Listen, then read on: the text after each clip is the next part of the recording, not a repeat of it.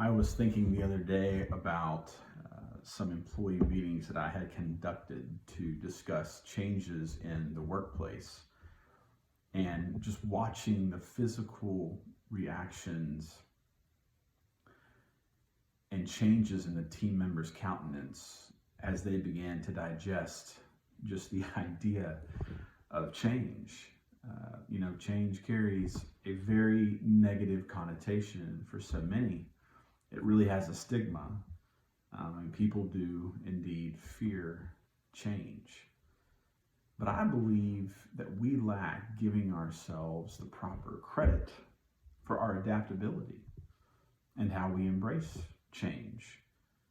My perspective is we don't carry a belief in our ability to change. We don't necessarily fear the change itself, but how we are going to respond. It's the question of, well, what am I going to do? How is this going to affect me?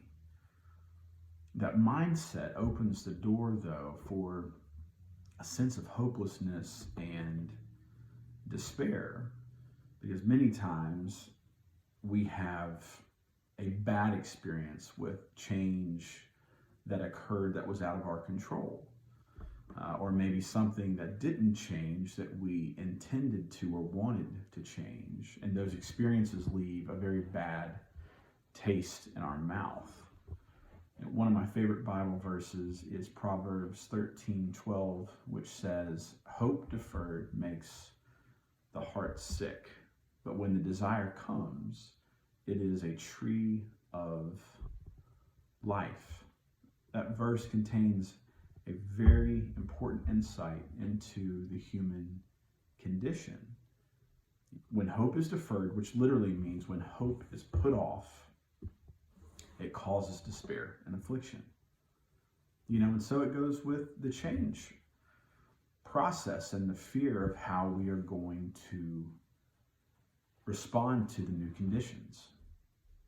We need a major shift in our mindset regarding change, and it needs to shift to one that projects hope and confidence.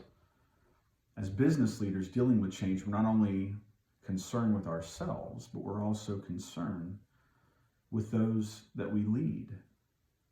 So how do we successfully shift the mindset of others that are involved in change? Personally, I've dealt with very specific activities that have impacted in a positive way the group mindset, and that have helped shape a vision of change that is filled with hope. Remember, when the desire comes, it is a tree of life.